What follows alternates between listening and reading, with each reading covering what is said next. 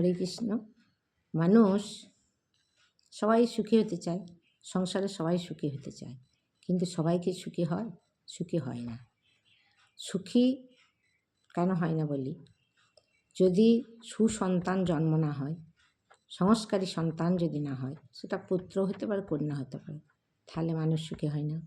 সুভার্যা যদি না হয়, আবার স্বামীও যদি না হয়, তাহলে মানে উল্টোটাও, তাহলেও সে সুখী হতে পারে না।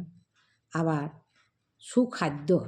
সুখাদ্য যদি না হয়, খাবারটা যদি ভালো ঠিকঠাক না খায়, কী হবে? সারা দিনটাই গড়বাদে যাবে। আর মানে সত্যিকারের বন্ধু, সুবন্ধু যদি না থাকে, তাহলেও মানুষের জীবনটা গড়বাদ। সেই জন্যে এই চারটে কারণ হচ্ছে, তাই সুসন্তান, সুভার্যা, সুখাবার আর সুমিত্র, এই চারটে যদি কারোর হয়, সে জীবনে সুখী হয়, মানে তার জীবনটা ভালো যায়।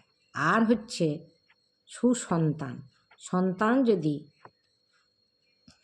সংস্কারী না হয়, মানে পুত্র হতে পারে, কন্যা হতে পারে, তাহলে বাবা মায়ের সব থেকেও কিন্তু না থাকা, সে কোনো দিনই শান্তি বা সুখ পায় না।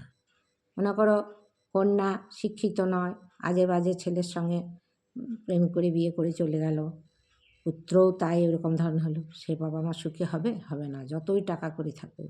কিন্তু কুড়ে ঘরে থেকেও যদি সত্যিকারের ছেলে মানুষ হয় বা কন্যা মানুষ হয়, কন্যা যদি সুপাত্রে পড়ে, তারপরে ছেলে যদি সংস্কারী হয়, মানে বাবা মায়ের কথা শোনা শুধু নয়, সুশিক্ষিত হয়, বিদ্বান হয়, তাহলে সেই বাবা মা হচ্ছে সব থেকে সংসারে সুখী। তাই সুখী কথা সংসারে সেই সুখী হয় যার সুসন্তান হয়, সেই সুখী হয়।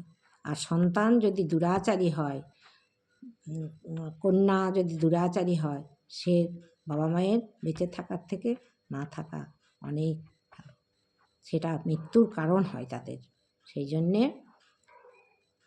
সুসন্তানের দরকার, তাকে সংস্কারী করা দরকার। বাবা মাকে যখন ছোট থাকে তখন থেকে মানে সুপরামর্শ দিয়ে তাকে ঠিক লাইনে পরিচালনা করা, কিন্তু করলেও হয়তো সবাই হয় না, সেই জন্যেই মানুষ সুখী হতে পারে না। কুসন্তান দ্বারা কখনো মানুষ সুখী হতে পারে না, এটাই বললাম।